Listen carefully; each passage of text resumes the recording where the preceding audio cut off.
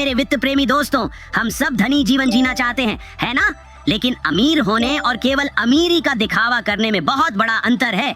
यह खुद को धोखा देने के बारे में नहीं है, बल्कि ऐसा व्यवहार आपकी समग्र आर्थिक स्थिति को काफी नुकसान पहुंचा सकता है।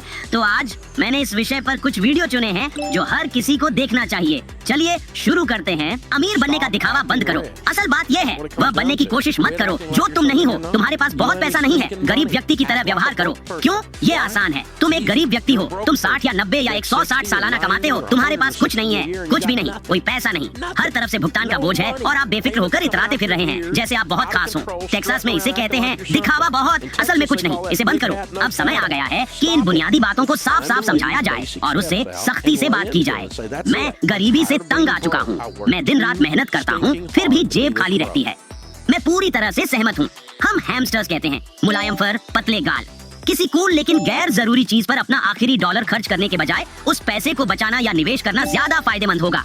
मुझे उम्मीद है कि आप में से कोई भी कभी ऐसी स्थिति का सामना नहीं करेगा दोस्तों, लेकिन इसके बारे में जागरूक होना महत्वपूर्ण है।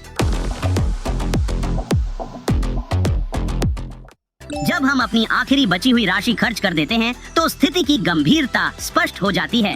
हालांकि ऐसे लोग भी हैं जो पहली नजर में धनवान प्रतीत होते हैं, लेकिन गहराई से देखने पर पता चलता है कि स्थिति वास्तव में उतनी अच्छी नहीं है जितनी दिखती है। यह एक ऐसा मामला है जहां विशेष रूप से सतर्क रहना आवश्यक है। आप पर $1 लाख का कर्ज है, जिसमें 40,000 कार का है, 69,000 स्टूडेंट लोन है और आपके पास बैंक में $45,000 है। आपके पास एक कार है जिसे आप अफोर्ड नहीं कर सकते हैं। आपको अपनी कार बेचनी पड़ेगी। आपको 45,000 में से $10,000 लेकर एक $10,000 की कार खरीदनी चाहिए और फिर बाकी पैसे का उपयोग करके उस स्टूडेंट लोन को चुका देना चाहिए। और इसके बाद आपको छोटे छोटे कर्ज चुकाकर बड़ी रकम चुकाने की दिशा में बढ़ना होगा। सिर्फ दाल चावल और चावल दाल खाकर गुजारा करना होगा। सख्त बजट में जीना होगा, जहाँ तब तक आराम या मौज मस्ती की कोई जगह नहीं है जब तक आप अपना स्टूडेंट लोन पूरी तरह चुका नहीं देते, क्योंकि फेडरल प्राइवेट स्टूडेंट लोन माफी कार्यक्रम पूरी तरह से धोखा है।